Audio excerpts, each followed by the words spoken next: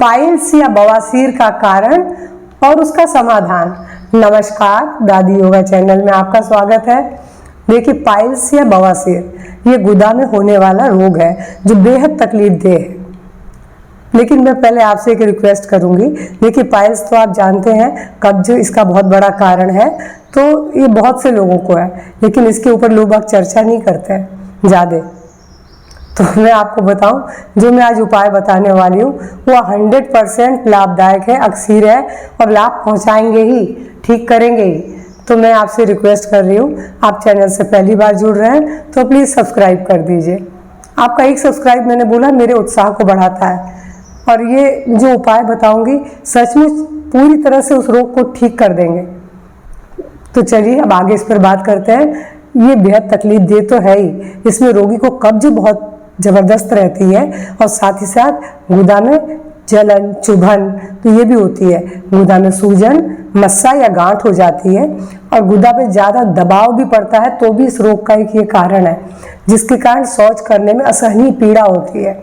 इसमें कई बार मरीजों को शौच के साथ ब्लड भी आता है। इसीलिए पाइल्स दो तरह का है, एक खूनी और एक बादी। यानी एक में शौच के संग ब्लड आता है, एक में ब्लड नहीं आता है, लेकिन दोनों ही तकलीफदेह है, चाहे खूनी हो चाहे बादी हो।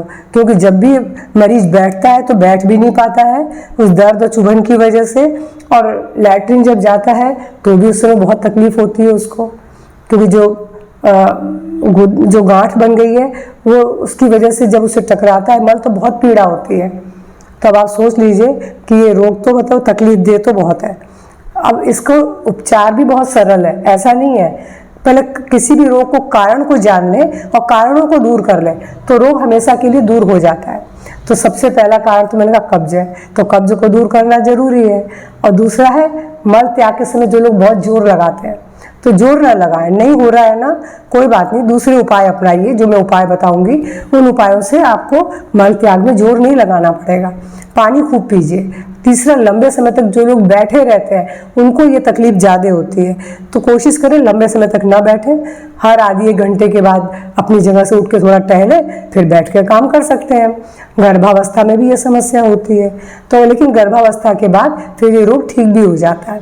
फिर मोटापा, कम रेशे वाला भोजन, क्योंकि कम रेशे वाले भोजन से कब्ज हो जाती है और कब्ज इसका बहुत बड़ा कारण है। भारी वजन उठाने से भी ये समस्या आती है कि गुदा के ऊपर प्रेशर पड़ता है। और अनुवांशिकता भी इसका एक कारण है। अगर परिवार में ये समस्या है तो दूसरे लोगों को भी फैमिली में हो सकती है।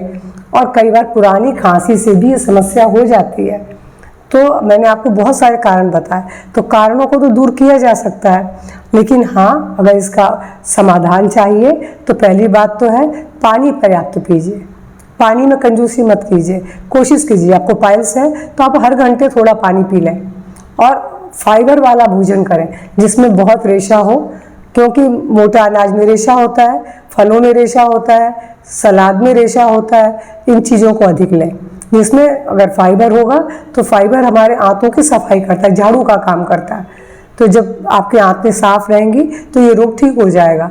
और सूखा आलू बुखारा भी, जिसमें बहुत अधिक फाइबर होता है, बस रात में भिजोएं, सुबह चबा के खा लें, उसमें भी बहुत फाइबर है, तो वो भी आपके कब्ज को तोड़ेगा।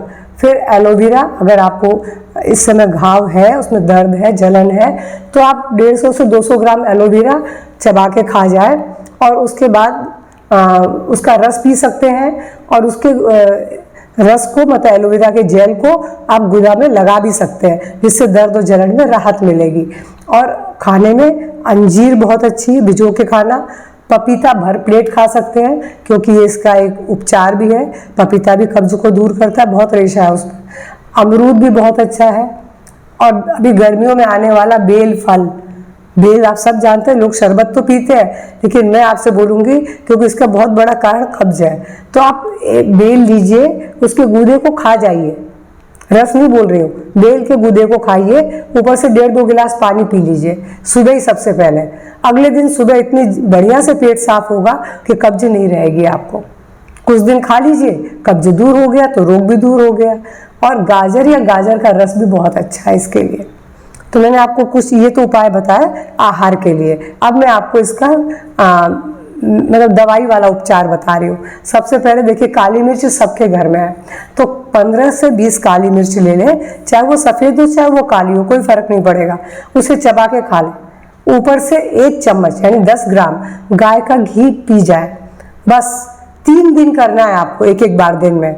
3 दिन के बाद इस दूसरी किसी दवा की ज़रूरत नहीं पड़ेगी। नंबर 1 ये मैं आपको बता रही हूँ। अब दूसरे में मैं आपको बता रही हूँ नारियल की जटा। नारियल के ऊपर ब्राउन कलर की जटा होती है, सबने देखा है, भूरे रंग की। बस उस जटा को उतार के आप किसी मिट्टी की मटकी में आप गैस पे, आंच पे कहीं भी रख दें, तो वो जटा अंदर से जल जाएगी, राख हो जाएगी। तो बस उस राख को छाछ में डाल के आपको पीना है, एक ही दिन में 3 बार। जहाँ तक तो एक दिन में ठीक हो जाएगा, मगर किसी कारणवश एक दिन में ठीक नहीं हुआ तो आप अगले दिन भी ले सकते हैं, इसका कोई नुकसान नहीं है, 100% ठीक हो ही जाएगा।